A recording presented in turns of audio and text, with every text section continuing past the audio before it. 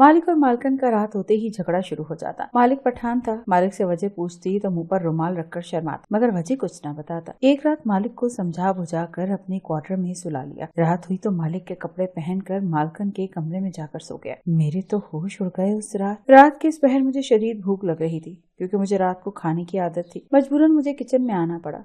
तभी मेरी नजर मालिक पर पड़ी, जो कि टीवी लाउंज में सो रहा था। मालिक को देखकर मैं चौंक गया, क्योंकि मालकन और मालिक की नई नई शादी हुई थी। उन्हें तो अपने कमरे में सोना चाहिए था। ये देखकर मैं हैरान रह गया। मैं परेशान होकर मालिक के करीब गया, उसे जगाया तो मालिक मुझे हैरानी से देखने लगा। अरे शेर खान, तुम इस वक्त? मालिक ने मुझसे पूछा तो मैंने कहा कि मालिक, आपकी नई नई शादी हुई है, आप टीवी लाउंज में क्यों सो रहे हैं? जाएं और अपनी बीवी के पास सो जाएं। मेरी बात सुनकर मालिक घबरा कर उठ बैठा और कहने लगा, मैं यहाँ टीवी देख रहा था, देखते देखते नींद आ गई, मैं अभी कमरे में जाकर सो जाता हूँ, तुम अपने क्वार्टर में चले जाओ। मालिक ने अपना तकिया उठाया तो मैं किचन से अपने लिए चिकन वाइट हांडी उठा लाया, जो आज शाम ही पड़ोसियों के घर से आई थी, और फिर अपने पेट का दोज़ख भरने लगा। लेकिन मुझे नहीं पता था कि उस रात मालिक ने मुझसे झूठ बोला था। मेरा नाम शेर खान था और मैं कुछ दिन पहले ही यहाँ नौकरी के लिए आया था। अब्बा चौकीदार था, उसने बहुत कम उम्र में ही मुझे काम पर लगा दिया। इस वक्त मेरी उम्र 19 साल थी, लेकिन मेरा जिस्म मजबूत मर्द की तरह था। मैं इतना स्मार्ट था कि कोई मुझे देख लेता तो वो देखता ही रह जाए, क्योंकि मैं पठान लड़का था और पठान अपनी खूबसूरती की वजह से बहुत मशहूर होते हैं। मैं 5.5 फुट लंबा लड़का था, मेरा जिस्म भरा हुआ था और मेरे चेहरे पर हल्की सी दाढ़ी और मूछें थी, और मैं यहाँ मालिक और मालकन के घर काम करता था। उस रात मुझे लगा कि मालिक अपने कमरे में जाकर सो गया होगा, मगर जब मैं सुबह सवेरे उठा तो चौंक गया, क्योंकि मालिक अभी तक टीवी लाउंज में सो रहा था। ये क्या माजरा था? मालिक और मालकन के बीच क्या चल रहा था? मैं नाश्ता बनाते हुए मुसलसल सोच रहा था।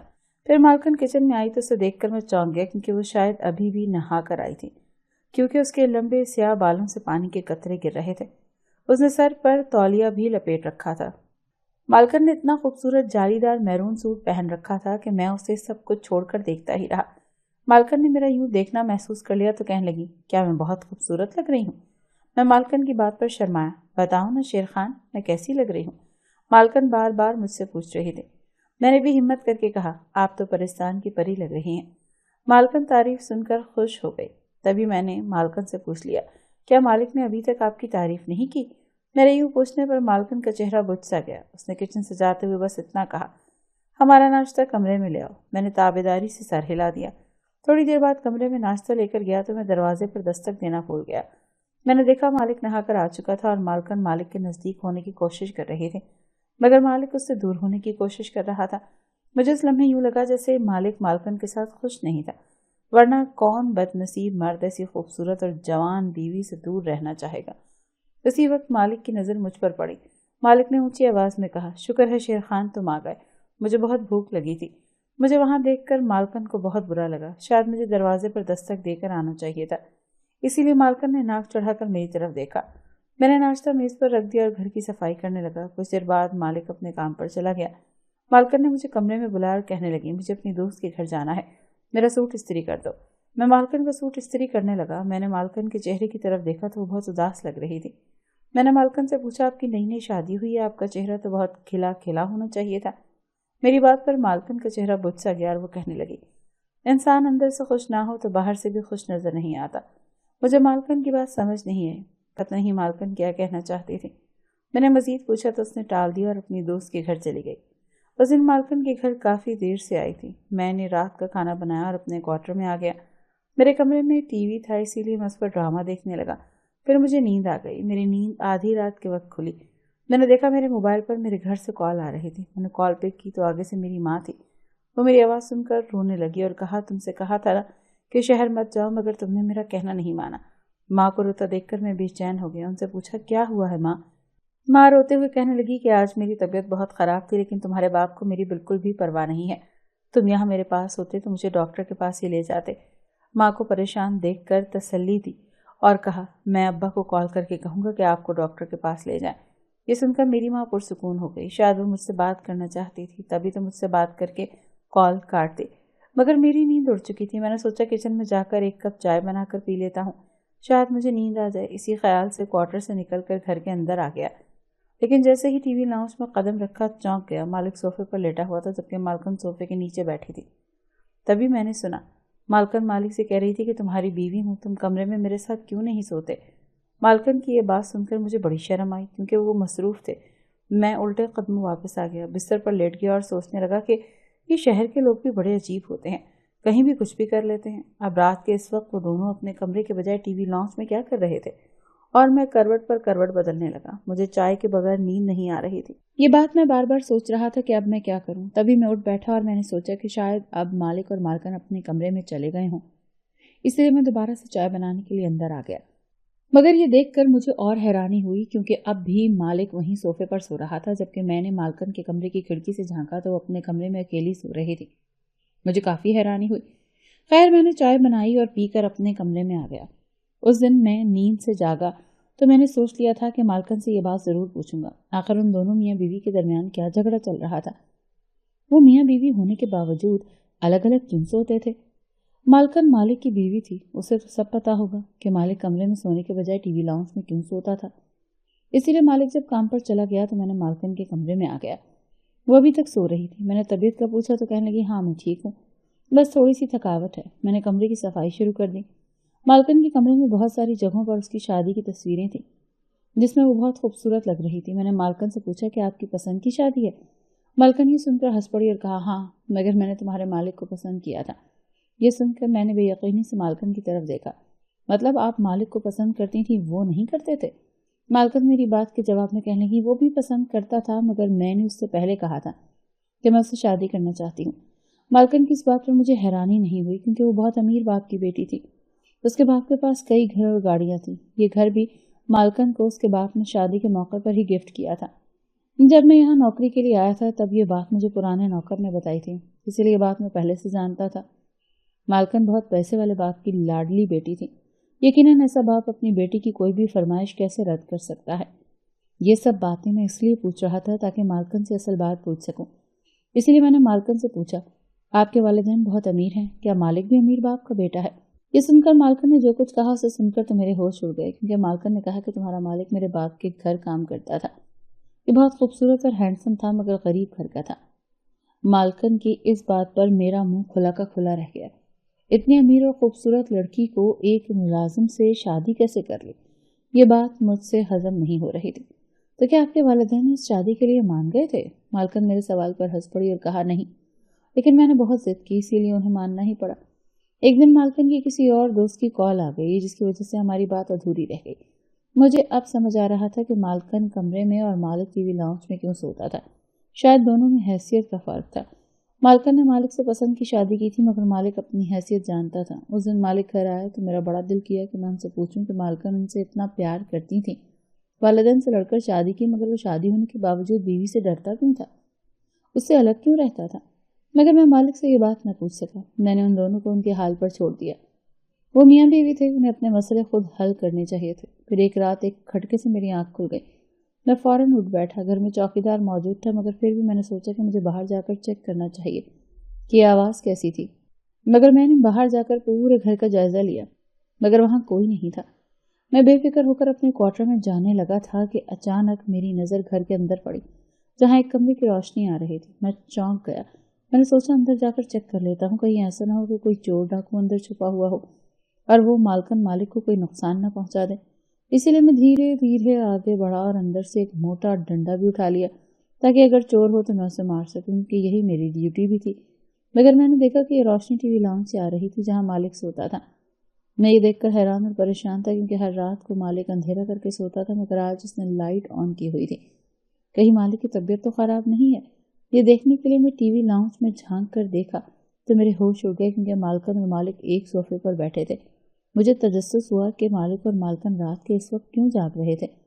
इसीलिए मैं कुछ और आगे हुआ तो मुझे मालकन की रोती हुई आवाज़ सुनाई दी, हमारी शादी को इतने दिन हो गए हैं, लेकिन तुम मेरे साथ कमरे में सोने के बजाय यहाँ टीवी लाउंज में सोते हो। मैंने वालिदैन से लड़ झगड़ कर तुमसे पसंद की शादी की है, मगर तुम मुझसे दूर भागने की कोशिश कर रहे हो। क्या मैं तुम्हें पसंद नहीं हूँ? मालकन की ये बात सुनकर मालिक कहने लगा, नहीं, ऐसी कोई बात नहीं है। मैं तुमसे शादी पर खुश हूँ, मगर मैं तुम्हारे पास नहीं आ सकता। ये सुनकर मालकन ने उसे हैरानी से देखा। क्या मजबूरी है, मुझे बता। मालकन मालिक की तरफ देखने लगी, मगर मालिक ने उससे नजरें चुरा ली। वो जैसे उससे ये बात नहीं कह पा रहा था, इसीलिए चुप था। मालकन जोर जोर से रोने लगी। बताओ ना, क्या मैं बदसूरत हूँ?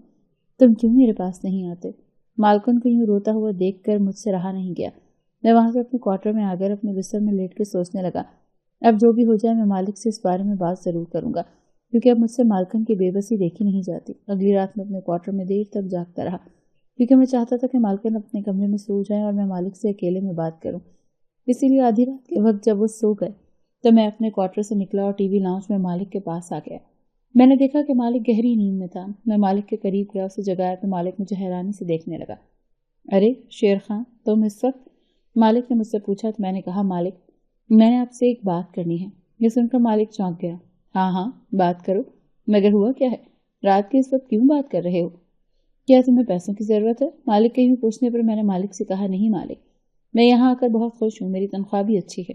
मेरी बात पर मालिक ने मेरे चेहरे की तरफ देखा। तो फिर क्या बात है, खुलकर बात करो, मालिक ने मुझसे पूछा। तो मैंने उनसे कहा कि मालिक मैं आपका नौकर हूँ, बड़ी बात कहने जा रहा हूँ, अगर आपको बुरा लगे तो बता देना।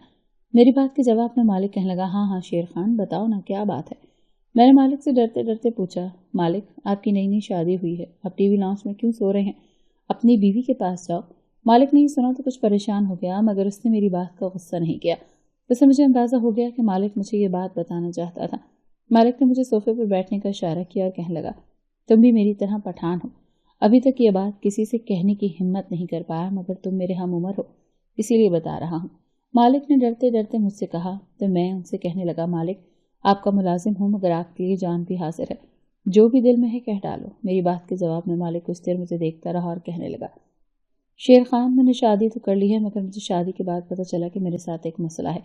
ये बात मुझे शादी के बाद पता चली। अब शर्म के बारे में ये बात किसी से नहीं कह पा रहा।